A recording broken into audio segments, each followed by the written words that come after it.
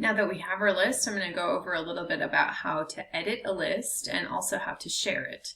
So from here, I can edit a list, and let's say, for example, I want to, I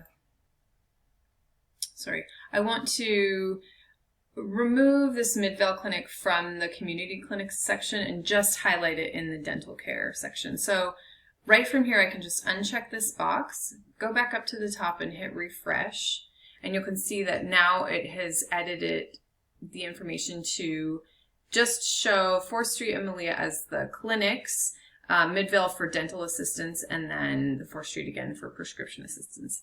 Now, if I want to take Midvale completely off this list, again, I just go here and I will hit this check marks, and it gives me this warning: the provider will no longer be on the list.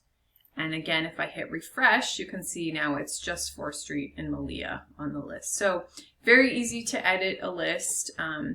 And then the next part would be sharing it, of course. So there's a couple of ways that you can do this. You can print it, which the print option is up here.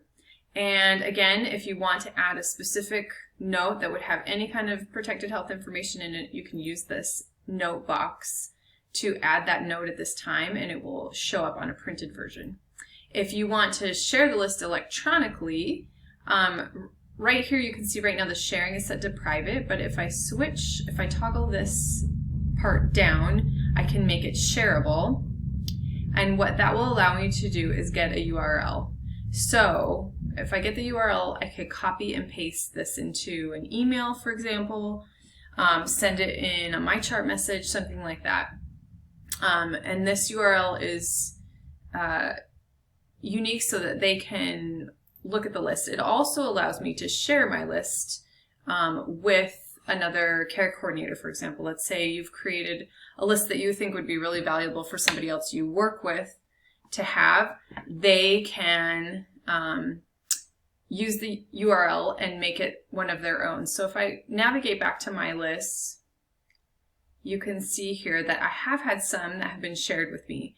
Now, once they're shared with me, if you want to edit it or something like that, you do have to make it your own. So what you can do in that case is, here, I can look at this other person's list of respite care. I would want to make a copy. And right here, I can make a copy. And now it's going to be my list. I'm just going to call it respite care 2 for this example, and save that. When I go back to my list, it's now going to show up here under my list. I have this respite care 2. It takes all the same information that was in this list that was shared with me, but now I have a copy of it. So again, I can alter it and change it for my preferences. Down here, only the edits that the other person would make would show up here. So again, if you're sharing lists, it's important to maybe make a copy depending on how you're using them. And that is the basics of lists.